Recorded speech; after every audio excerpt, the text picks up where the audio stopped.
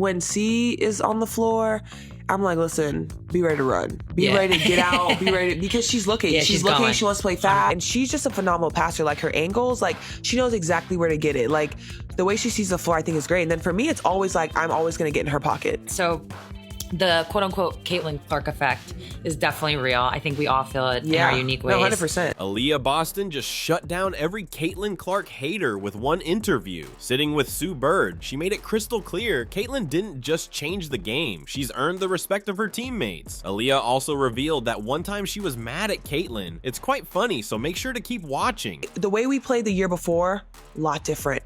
The way we play with Caitlin, completely different dynamics. So for me, it's like finishing some of those pocket passes that I might not have gotten before, like finishing on some of these different shots. And I'm like, guys. See what Aliyah is saying here? Caitlin didn't just walk in and steal the spotlight. She changed the entire playbook. The Fever literally had to adjust their whole style because suddenly those passes are sharper, those looks are cleaner, and the game is faster. That's what happens when you have a generational guard feeding the post. And notice how Aliyah isn't complaining. She's excited that she got to learn many things. She next went on to explain what it is like to play with Caitlin. When C is on the floor, I'm like, listen, be ready to run. Be ready to get out. Be ready because she's looking. Yeah, she's looking. Going. She wants to play fast.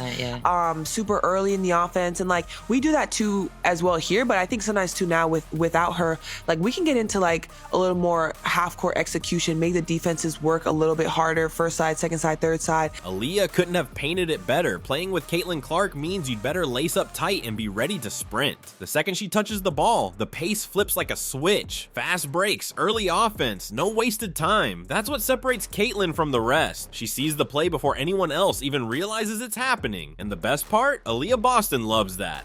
Well, you guys do complement each other. Yeah. And I hear you that it takes time, but like, what do you think it is about each of your games that works well? Like, mostly in the pick and roll. We'll talk pick and roll.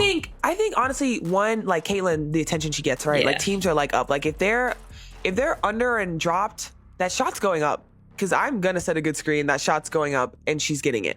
And then it's like, okay, well, now I'm going to step up. And she's just a phenomenal passer. Like, her angles, like, she knows exactly where to get it. Like, the way she sees the floor, I think, is great. And then for me, it's always like, I'm always going to get in her pocket. Because I know that she's looking to pass that ball, and she wants to get us in the best position. And so for me, it's like, okay, well, I'm looking at your eyes.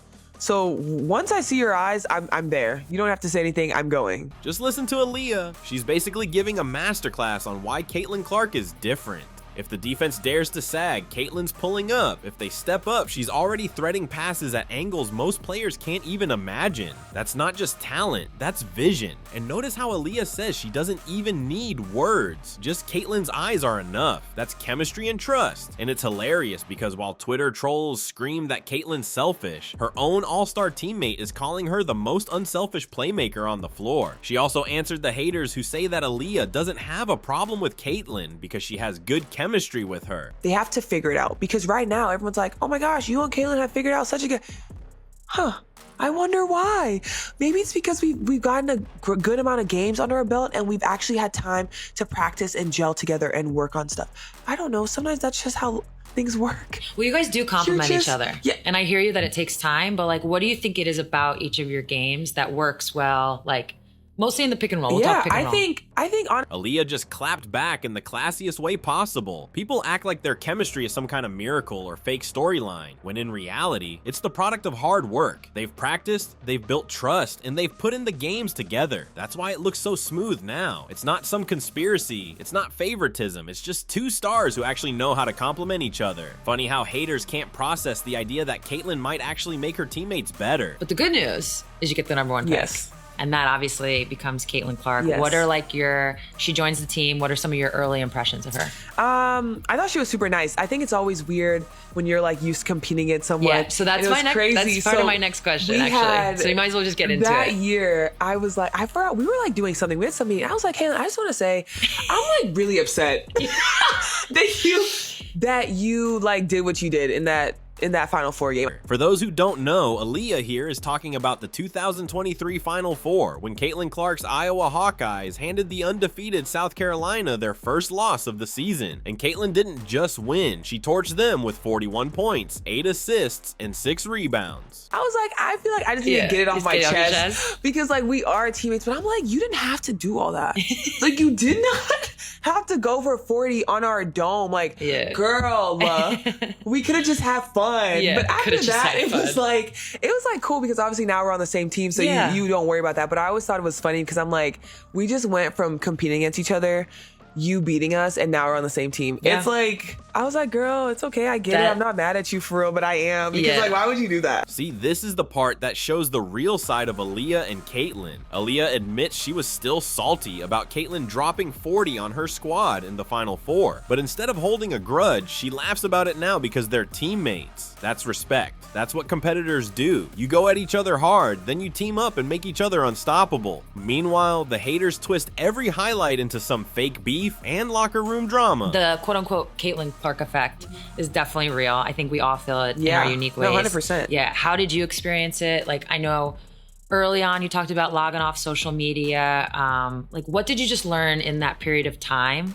And by the way, the social media aspect is not Caitlin's fault. No. So it's like, but what did you learn just like in that period of time? Yeah, I mean, everyone loves Caitlin. They love watching Caitlin. And so I think that just brings so much eyes. And I think for our league, that's great. Like, that is great for us. You have so many people coming in, they're watching. Like I always say, like, they might come in for Caitlin and they leave and they're like, dang, this girl's a hooper too. Yeah. Aliyah nails it right here. The Caitlin Clark effect isn't hype, it's reality. People tune in because of Caitlin and then they discover the rest of the league. That's how stars work. They pull the crowd in and make space for others to shine. Aliyah is basically saying she's grateful for the Caitlin effect because it opened doors for everyone. Fans come in for Caitlin, but they stay because they discover how talented the rest of the roster is too. That's a blessing for every player who wants their game seen on a bigger stage. The only ones upset are the haters who don't trust their own skills and can't handle the spotlight being brighter. Instead of being thankful, they stay bitter while Aliyah and her teammates are busy growing the game.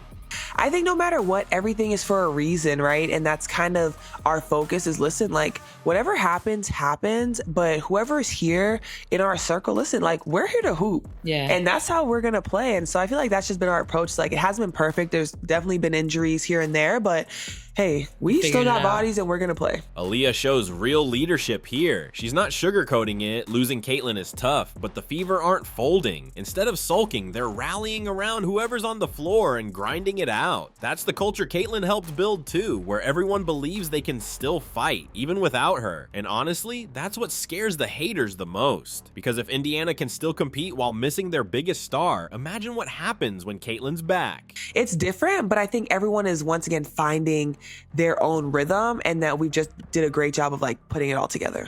Aliyah makes a powerful point here. Caitlin's injury, as painful as it is pushing everyone else to grow. The Fever can't just lean on one superstar now, so every player has to step up, find their rhythm, and prove their worth. That's not a setback, that's a silver lining. It's giving teammates more confidence, more touches, and more chances to shine. And when Caitlin comes back, she's walking into a team that's sharper, deeper, and even harder to stop.